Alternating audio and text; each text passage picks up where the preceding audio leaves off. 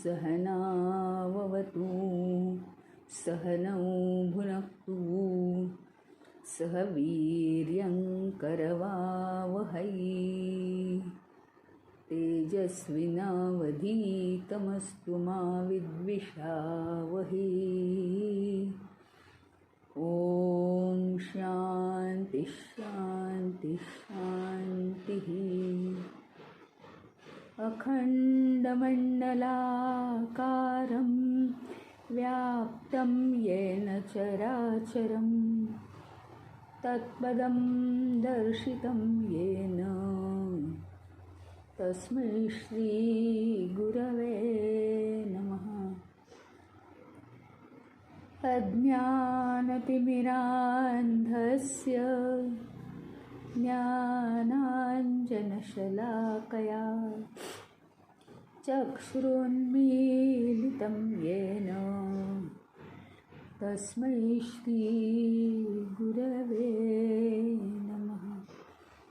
गुरुर्ब्रह्मा गुरुर्विष्णु गुरुर्देवो महेश्वरः गुरुरेव परं ब्रह्म तस्मै श्रीगुरवे नमः। स्थावरं जङ्गमं व्याप्तं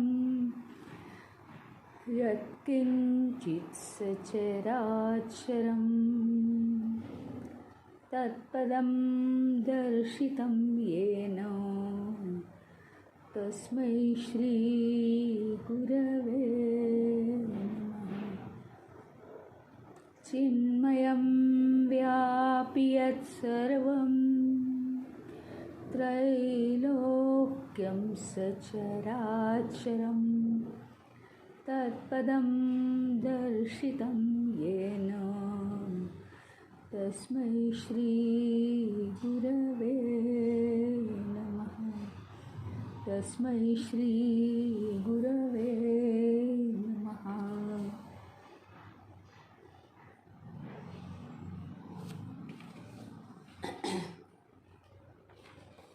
तिसऱ्या सिद्धांतापर्यंत काल आपण आलो की ज्यावेळी आपण अज्ञानाच्या दशेत असतो त्यावेळी आपण देहालाच मी म्हणतो. अज्ञानाच्या दशेत असल्यामुळे आपण देहाला मी म्हणतो आणि जे आपण खरे आहोत ते आपण सतत देहाला मी म्हटल्यामुळे विसरून जातो खरं स्वरूप आपलं. पुन्हा तिकडे आपण बघतही नाही आणि देहाला मी म्हणणं म्हणजे सगळे देहाचे जे नातेवाईक आहेत ते माझे नातेवाईक होतात. म्हणजे काय, देहाला नश्वरता आहे म्हणजे देहाला नाश आहे. तसं मलाही नाश होतो, मग मी घाबरते आपला नाश होणार, एक ना एक दिवस आपला नाश होणार, मग त्याला मी घाबरते. मग देहाला काय आहे, आरोग्य आहे. आरोग्य चांगलं राहिलं की माझंच आरोग्य चांगलं राहतं, कारण मी म्हणजे देह आहे माझ्यासाठी.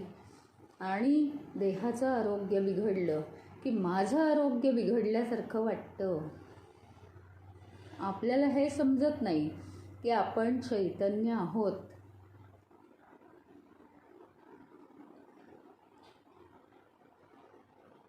आणि त्याच्यामुळे दुःखी किंवा सुखी, आता देहामध्ये मनसुद्धा आहे. मनाला दुःख झालं की स्वतः आपण दुःखी होतो, मनाला सुख झालं की आपण सुखी होतो.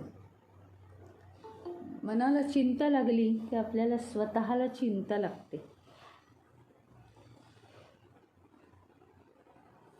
आणि षड विकार आपल्यामध्ये जे येतात ते आपले होऊन जातात. मग म्हणजे सगळ्या वाईट गोष्टी पण आपल्या होतात. मग मी देह आहे हे सिलेक्ट करायचं आहे की मी चैतन्य आहे हे सिलेक्ट करायचं आहे. ते आपण ठरवायचं.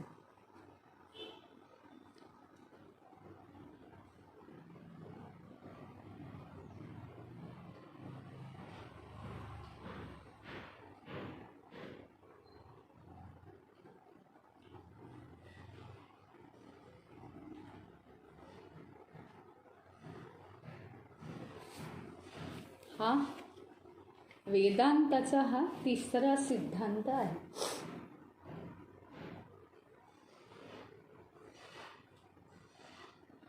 नाटकाचा अनुभव आपण ऐकला ना, कसं असतं.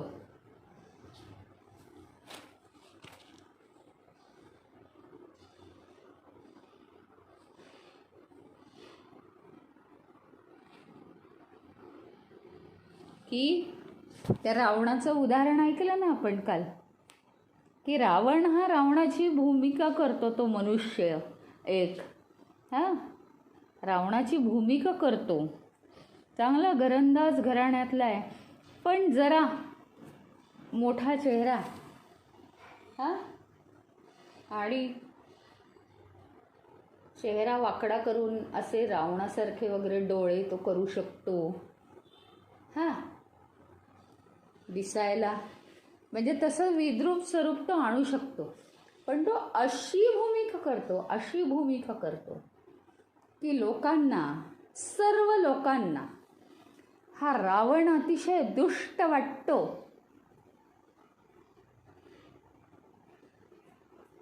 सीतेचा जेव्हा तो शब्दच्छल करतो, तिला काय काय दमदाटी करतो, अशोकवनात येऊन सारखी राक्षसिणींना तिच्या मागे लावतो, तेव्हा लोक ओरडायला लागतात थिएटरमधनं, काय रे, म्हणजे खरी भूमिका वठली.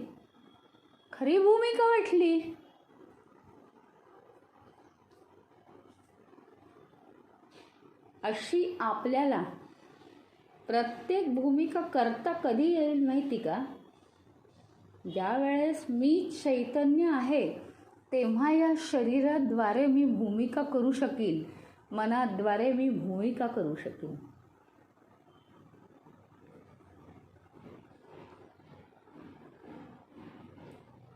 एक तर प्रत्येक कार्य आपल्याला परमेश्वराची सेवा म्हणूनच करायचं आहे. ह्याच्या पुढे प्रत्येक कार्य आपल्याला ईश्वर सेवा म्हणून करायचं आहे. त्याच्यात आवड नावड किंवा हे असं हे नको आहे, ओढाताणी, कंप्लेंट काही नाही. सेवा आहे, काही असू दे, डोळे मिटून ईश्वराची सेवा आहे, करायचं आहे. लोकांची कर्म नाहीत, आपली कर्म आहेत. ती सेवा तर करायचीच आहे, पण ते करत असताना काहींना क्लेश होतात. काय माझ्याच नशिबी असं वगैरे.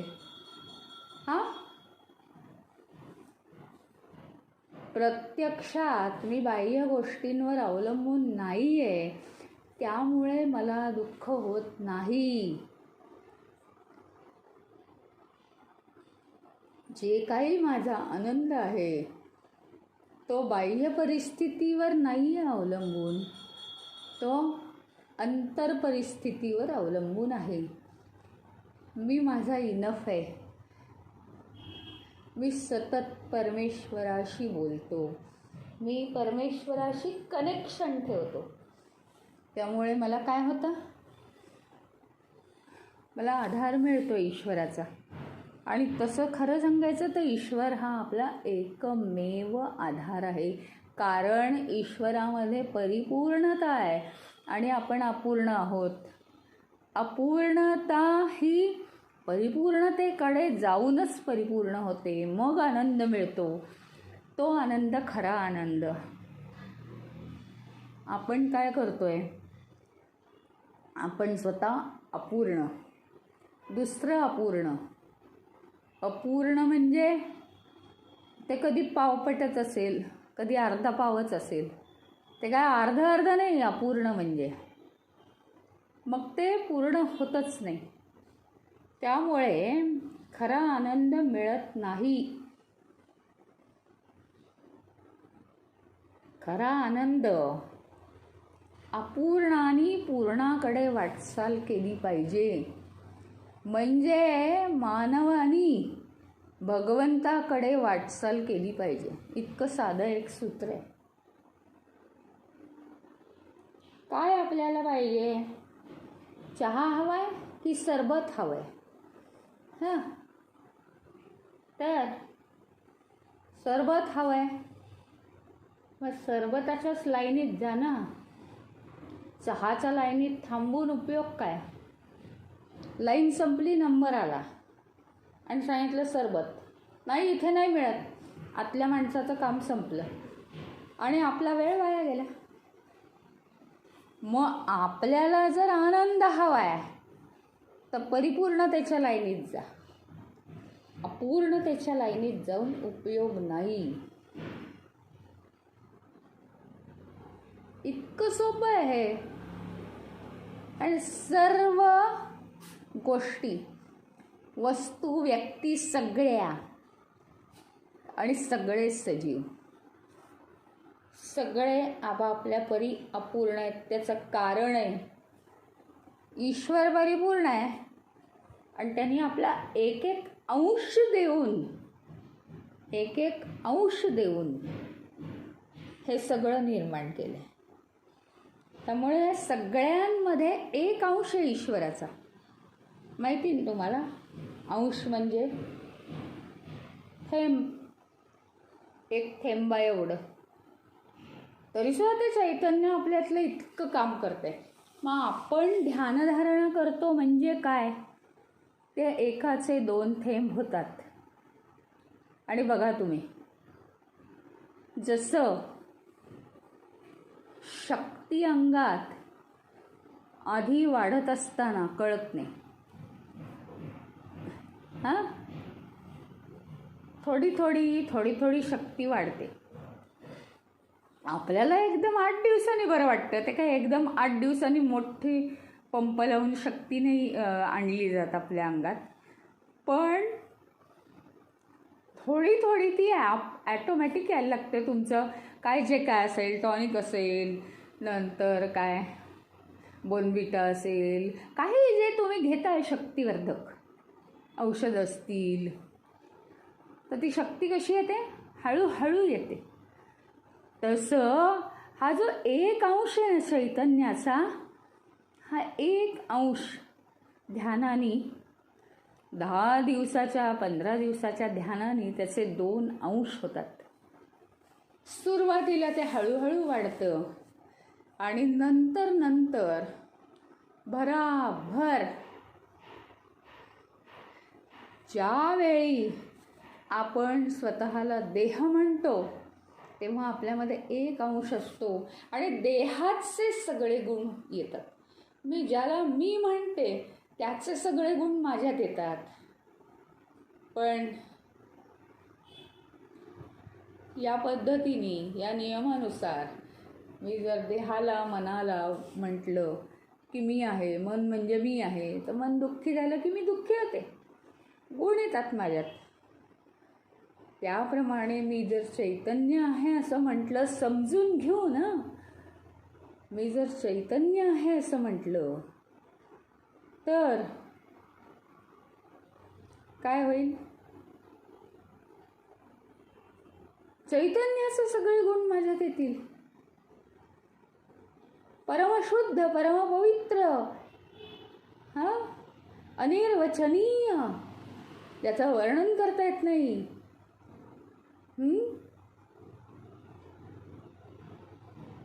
अपरिवर्तनीय. आणि जीवनाला इतकी स्पीड आलेली असेल. आता ही कल्पना कळली, चैतन्य प्राप्त करणं म्हणजे काय? चैतन्य प्राप्त करणं म्हणजे रोजच्या ध्यानाने कणाकणाने त्या चैतन्याचा अंश आपल्यातला वाढवत राहणं, टॉनिक घेऊन चैतन्य शक्ती. त्याचं टॉनिक काय? ध्यानधारणा. 15-20 मिनटं दिली पाहिजेत सुरुवातीला आपल्यासाठी. कुठलंही काहीही करा, कुठलंही ध्यान करा. न बोलता ध्यान केलं काही तर झोपच येईल. ती काळजी आपण आपली घ्यायची. मग आता 2 दिवस हे ध्यान केलं पण मला झोप येते, मग कसं काय बदलू? नाही, आपल्याला जे सूट होईल तोपर्यंत आपण करत राहायचं.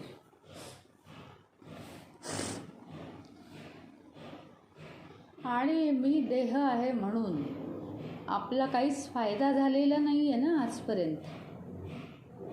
सगळे तोटेच झालेले आहेत. कारण आपण अपूर्ण आहोत आणि आपल्याला इच्छा आहे परिपूर्ण होण्याची, आणि आपण पुन्हा पुन्हा अपूर्णकडेच धाव घेतोय, तर ते अपूर्णच आपल्या पदरी पडतं. अपूर्णात कितीही अपूर्ण मिक्स केलं तरी ते पुन्हा अपूर्णच राहतं. हे लक्षात ठेवा. हे चैतन्याचा नियम आहे. पण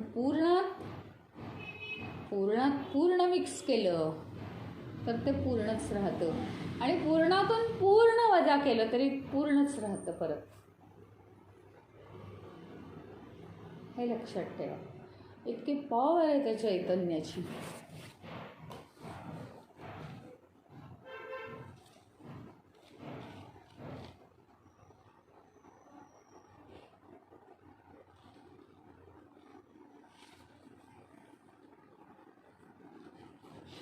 तो रेशमाचा किडा माहिती आहे ना तुम्हाला? आपल्या भोवती कोश तयार करतो. तसं झालंय आपलं. आपण स्वतःला देह म्हणतो ना, तर मला काय वाटतं माहिती का, की मी खूप स्मार्ट आहे मनातल्या मनात. मी काय सारखी सगळ्यांना सांगत नाही, पण मी तुम्हाला सांगते माझं सिक्रेट. मला सारखं काय वाटतं, मी फार स्मार्ट आहे हो. इतकं मला गर्व होतो. खूप गर्विष्ठ आहे मी. आणि सतत मनाच्या कोपऱ्यात वाटतं मी खूप स्मार्ट, लोकांपेक्षा मी फारच पुढे आहे, असं मला वाटत राहतं. पण या वाटण्याने आपण हे काय आहे, हे वाटणं, हे आधी समजून घ्या. हे वाटणं म्हणजे काय आहे? मला अज्ञान आहे. मी जर चैतन्य आहे, मी देह नाही. देहाला सजवून तो स्मार्ट होतो. बुद्धीच्या गोष्टींनी, मनाच्या नम्रतेनी वगैरे त्याला सजवलं जातं आणि तो स्मार्ट दिसतो. परंतु स्मार्टनेसचं नाटक करता येतं. आपण म्हणतो ना, अहो सगळ्याचं नाटक करता येतं पण पैशाचं नाटक करता येत नाही, अशी म्हण आहे. म्हणजे म्हटलं जातं असं. तसं आपण प्रकृतीमध्ये राहून मी खूप स्मार्ट आहे म्हटलं तर लोक हकलूनच देतील आपल्याला. म्हणून आपण काय करतो, स्मार्टली वागण्याचा प्रयत्न करतो. आजकाल तर खूप टेक्निक्स निघाली. एकदम हळूवार बोलायचं, अगदी भावनापूर्ण बोलायचं. जिथं गरज नाही तिथे सुद्धा लोक करतात असं. मग हे नाटक सगळं करता येतं. पण आत्ता तुम्ही चैतन्य नाही आहे, तुम्हाला समज नाही आहे. पण चैतन्य मी आहे याचं नाटक करून दाखवा. येईल का हो कोणाला? कोणालाही मी चैतन्य आहे याचं नाटक करता येणार नाही. ते प्रकृतीच्या भाषेत बसत नाही. आणि आम्हाला चैतन्याचा अनुभव काय असतो हे माहिती नाही. आणि ज्याला चैतन्याचा अनुभव आहे त्याला नाटक करण्याचीच गरज नाही, तो मौनच होतो. असं कठीण आहे ते. आज आपल्याला एक सिक्रेट कळलं की मला चैतन्य प्राप्त करून घ्यायचंय. किती वेळा ऐकलं गीतेत? खूप वेळा ऐकलं ना. आत्मप्राप्ती करायची आहे मला स्वतःचा शोध घ्यायचा आहे. अहो नुसतं शोध घ्यायला लागलं की इकडे चैतन्याचा अंश आपोआप वर वर वर जातो, वाढत जातो. हे सिक्रेट आज आपल्याला कळलं. त्यामुळे आपण ध्यानधारणा रोज करणार आहोत. याच्यापेक्षा आयुष्यात कोणताच वेळ मिळणार नाही आपल्याला. अजून कसली तरी आपण जर वाट बघत असू, कितीही वय होऊ दे आणि कितीही तब्येत खराब होऊ दे, बिछाण्यावर पडल्याबरोबर डोळे उघडे ठेवून एक जपमाळ तरी जपता येते. अगदीच अवस्था वाईट असेल तर, नाहीतर मनुष्य बसून करू शकतो ध्यान. जर परमेश्वराने आपल्याला वाटत असेल आपलं म्हणावं, तर आपण एवढे कष्ट घेतले पाहिजे.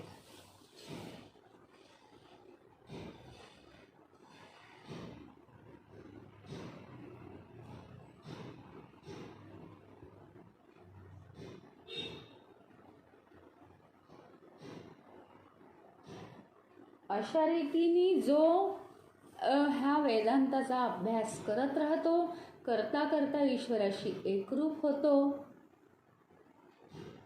तो त्याला असंग प्राप्त होतो. म्हणजे काय?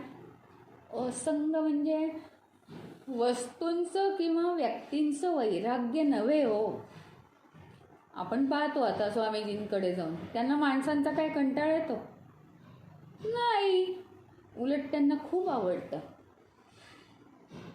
असंग ह्याचा अर्थ 2 मिनिटापूर्वी केलेली गोष्ट, दुसऱ्याशी अतिशय प्रेमाने बोललेलं किंवा कोणाशी काहीतरी महत्त्वाचं बोललेलं, अजून काहीतरी केलेलं कर्म, नियतकर्म केलेलं, खूप मोठं आणि खूप कठीण नियतकर्म करून आत्ता आपण बाहेर पडलो. आपण त्याचाच विचार करत राहतो, मी कसं केलं. इथे अहंकार वाढतो आणि आपण 2 क्षणात ते सगळं विसरून गेलो. आता काय वर्तमानात आता काय आहे एवढंच जर आपण आठवलं तर हा आहे असंग. 2 मिनिटं पूर्वी बरंच भांडण झालं, कोणाशी तरी 15 मिनिटं वाद चालला होता आणि अगदी आपले सगळे शरीरात व्हायब्रेशन्स आले, हातपाय कापू लागले, इतका वाद चालला होता. तर व्यवहारात्मक तुम्हाला जी जरूर वाटली ते तुम्ही केलं, पण ते संपलं ना, त्या सगळ्याचा नाश झाला, त्या घटनेचाच नाश झाला. आयुष्यात परत होणे नाही. कशाने वाद झाला समजावून घेणे आणि ती वेळ परत येऊ न देणे. शहाण्याला शब्दांचा मार. बस आपण विचार करावा आणि विचार करून लगेच सोडून द्या. असं का झालं, तसं का झालं, हे झालं, ते झालं, लोकांनी ऐकलं, मग काय आता माझी पत राहिली. एकदा येऊन गेलेला भूतकाळ परत येत नसतो. काळजी करण्याचं कारण नाही. ह्याला म्हणतात असंग. एका सेकंदापूर्वी पाहिलेली गोष्ट विसरत नाही. स्मृती हा प्रकार वेगळा आहे, विसरत नसते आपण, पण ते पुन्हा मनात नाही येऊ द्यायचं. मनाचे दरवाजे बंद. आत्ता वर्तमानात जे काय चाललंय तोच मनाचा दरवाजा उघडा राहील तर आपण काहीतरी नक्की प्राप्त करू शकतो. याच्यावर एक फार मोठी गोष्ट आपली अवलंबून आहे.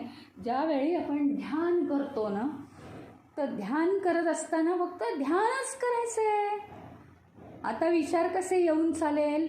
येतात हो, आमचा कंट्रोल नाही राहत. त्या विचारातून पुन्हा लिप्त, पुन्हा श्रीराम जय राम जय जय राम. फोटो असेल तर समोर ठेवा, डोळे उघडा. काय हा श्रीराम प्रभू आहे. तेवढी त्याची किती वर्ष होऊन गेली त्याच्या अस्तित्वाला, पण आज इथे अस्तित्वसुद्धा विश्वामध्ये उरून आहे.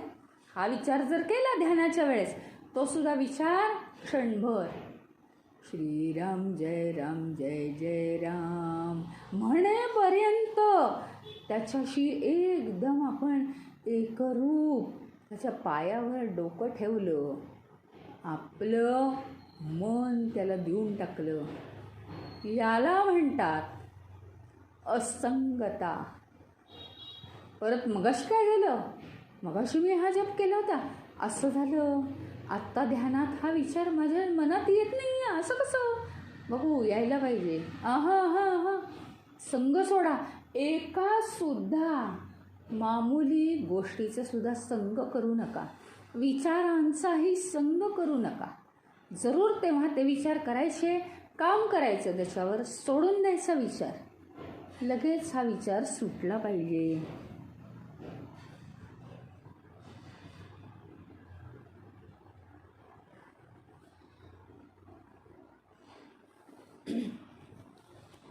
आणि म्हणून त्याला काय म्हणतात, असंगता. हा चौथा सिद्धांत आहे.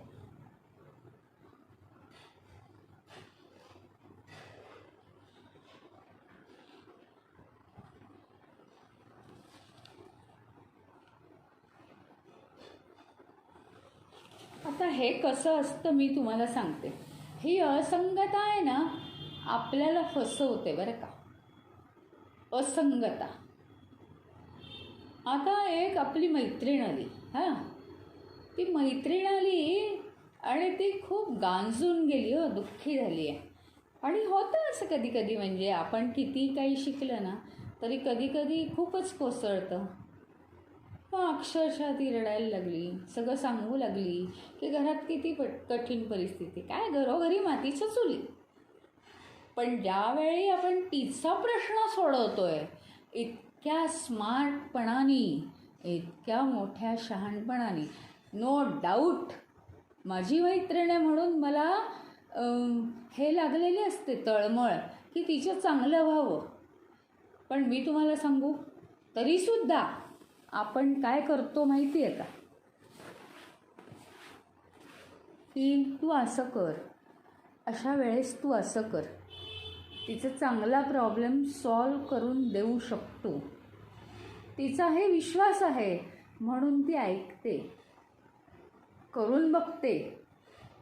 माझ्या मनात असं अजिबात नाही, पण करून बघते तू सांगतेस तर, तसंच वागीन मी, मग परिस्थिती बदलेल. दुसऱ्यांचा प्रॉब्लेम आहे तेव्हा मी परखडपणाने सांगते. ज्यावेळी माझा प्रॉब्लेम असतो तेव्हा हे मी ॲप्लाय करते का हो, तेव्हा मात्र दुसऱ्या सांगे ब्रह्मज्ञान. हेच होतं की नाही माझ्या बाबतीत. जे जे नियम तिला सांगितले की तू असं कर, पण ते माझ्या स्वतःवर आल्यावर मी मात्र तसं वागू शकत नाही. म्हणजे स्वतःच्या बाबतीत आपण असंग करू शकत नाही. अशी ही असंगता आपल्याला फसवते. आणि असंग राहणं पूर्णपणे हे आपल्याला चैतन्याकडे घेऊन जातं. वेदांताचा हा चौथा नियम आहे, चौथा सिद्धांत आहे हा, की असंगता. मग इथे आपण फसणार आहोत हे आपण लक्षात ठेवायचं. आणि असंग राहायचं म्हणजे कशासाठी असंग राहायचं आपण, तर पहिली गोष्ट, कोणतेही काही प्रॉब्लेम आले की फक्त सोल्युशनवर विचार करून ते वापरात आणायचं. दुसरी गोष्ट, प्रॉब्लेम आले तर ईश्वर हा एकमेव आपला आधार आहे म्हणून फक्त ईश्वराला सांगायचं. लोकांची जीवनं डिस्टर्ब करायला जायचं नाही. बोललं की मन मोकळं होतं. ईश्वराशी जाऊन बोला ना, आपल्या देवाच्या गाभाऱ्यात बसा आणि ईश्वराशी जाऊन बोला, संपलं. मन मोकळं करायचं असेल तर हे करायचं. पण ईश्वर हा एकमेव आधार आहे आपला, त्याला समर्पित व्हायचं की काही माझं चुकलं असेल तर माफ कर. स्वतःच्या बाबतीत असंगता ही अशी असते, जे नियम आपण लोकांना सांगतो आहे तेच नियम आपल्याला जर आपण लागू पाडत असू असंगतेच्या बाबतीत तर ती खरी असंगता. कळलंय? प्रत्येक जण या गोष्टीतून पास होतो की लहानपणी कुठेतरी काहीतरी असं वाटतं की आपण अभ्यास करू नये. मग मोठे लोक रागवतात, करायला लावतात आणि त्यांनी आपलं जीवन खूप सुधारतं. मग नंतर जेव्हा मुलं असतात, मुलांना आपण काय सांगतो? अभ्यास कर, नाही तो जेवायला देणार नाही. पण तीच वेळ स्वतःची आठवावी. केवढा आपला इन्सल्ट होतो, लगेच फुगून बसलेलो असतो आपण लहानपणी. पण आपण परत तेच करतो की नाही? कारण दुसरा हा दुसरा आहे, कितीही आपला असला तरी तो दुसरा आहे. दुसऱ्याचं फिलिंग ज्या वेळी आपल्या स्वतःला येईल, नाही आणि त्याला नातं असण्याची गरज नाही बरं का, समोरच्याला जे दुखावणार आहे तेच मला दुखावलं गेलेलं आहे हे फिलिंग पाहिजे.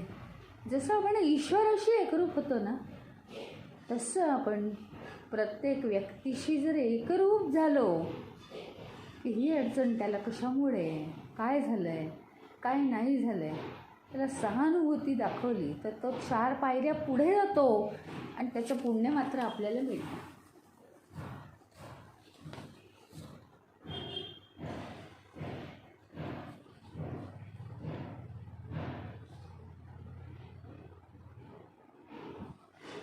त्यामुळे असंगता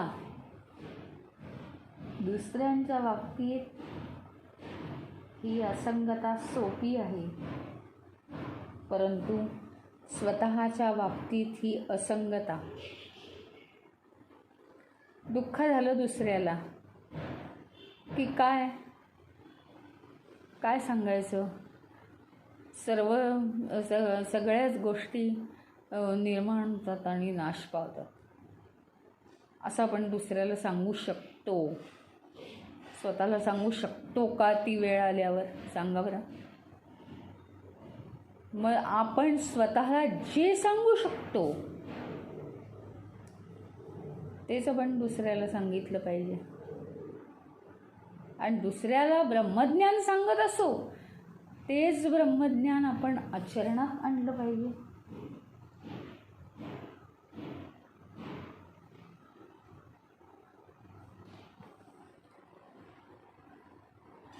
हे पक्क लक्षात ठेवावं. मी आणि दुसरे सगळे एकच आहोत.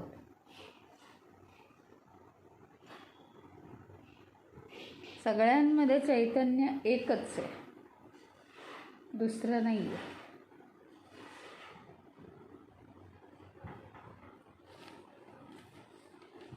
आणि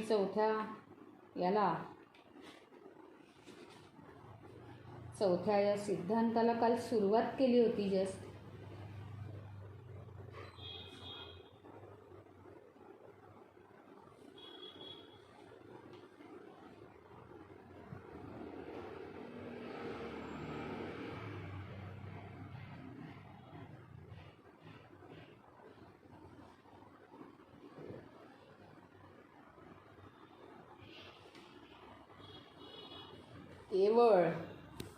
केवळ आज धृतराष्ट्र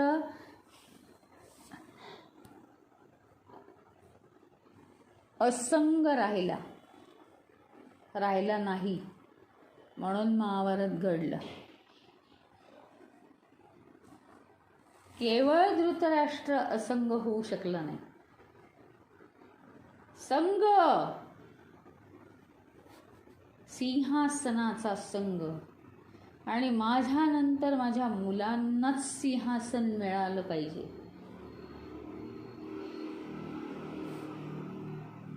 आपले आपले गुणदोष समजावून घ्यायचे असतील आणि चैतन्याकडे वाटचाल करायची असेल, असंग झाला पाहिजे. म्हणजे मला सगळ्या दोषांचा असंग करायचा आहे, सोडून द्यायचं आहे त्या दोषांना.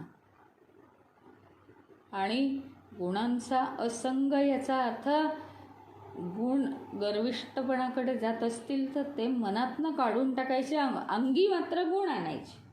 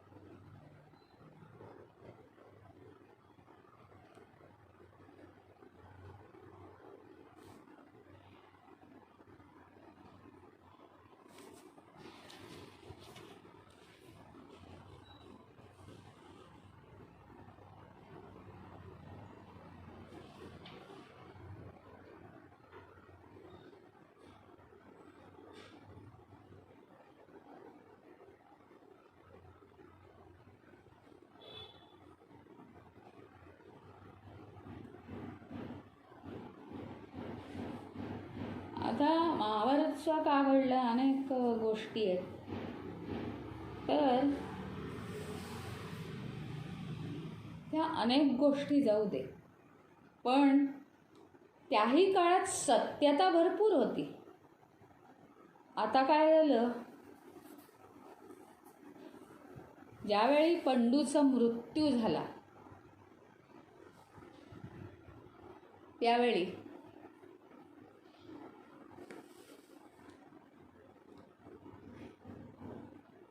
कुंती आणि माद्री या दोघीजणी सती जायला निघाल्या. तेव्हा माद्रीने सांगितलं, तू सती जाऊ नकोस, मी लहान आहे वयाने, मी माझ्या मुलांना पुढे घालीन आणि तुझ्या मुलांचा द्वेष करीन, मला ती समज नाही आहे. खरं खरं मनातलं सांगून टाकलं आणि मला ती लवकर येणार नाही समज. तुझ्या मागे मी काहीही केलं तरी तुझ्या मुलांवर अन्याय होईल, पण तू समजूतदार आहेस, तू सगळ्यात मोठी राणी आहेस या घरातली कुंती, आणि म्हणून तू जर जिवंत राहिलीस तर या 5 पांडवांचा तू उदो करशील, त्यांना गौरवावर चढवशील, त्यांचा गौरव होईल तुझ्यामुळे. 5ही पांडवपुत्रांना समान बघशील तू, समानतेने प्रेम करशील. तशी मी कद्रू मनाची आहे, त्यामुळे छोटं मन आहे माझं. मी जर जिवंत राहिले तर मी माझ्या फक्त 2 मुलांवर प्रेम करीन आणि तुझी इतकी 3 गुणी मुलं ती सगळ्यापासूनच दुरावतील, सगळ्यापासून दुरावतील. असं नको व्हायला. इतकं प्रेम याला म्हणतात असंगता. कुठल्या टोकाला असंगता गेली, स्वतःच्या जीवाशी सुद्धा असंगता. असा प्रसंग तुमच्या आमच्यावर येतोच असं नाही, पण एक आदर्श व्यक्तिमत्व म्हणून याचा उपयोग करायचा आहे. जर तिने स्वतःच्या जीवाशी सुद्धा असंग केला, का तर 5ही मुलांना समानतेने, समान प्रेमाने, आपुलकीने बघता यावं, तो गुण आपल्या ठाई असणंच शक्य नाही. किती प्रामाणिकपणा, किती प्रेम, किती आपुलकी.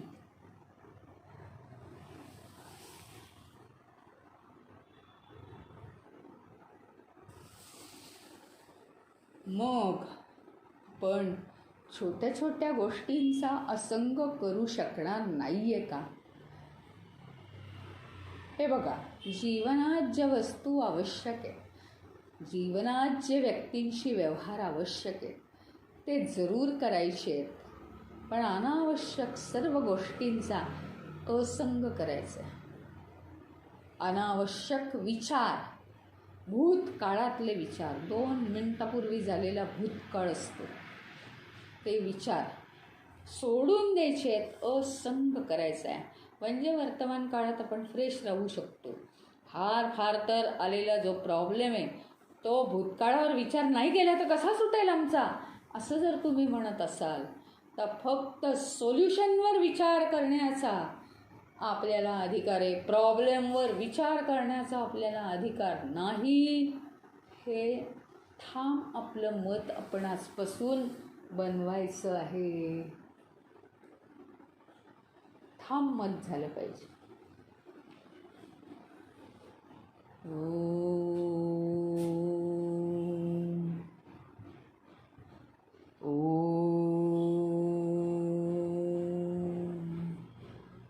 ओम पूर्णमदः पूर्णमिदं पूर्णात् पूर्णमुदच्यते पूर्णस्य पूर्णमादाय पूर्णमेवावशिष्यते.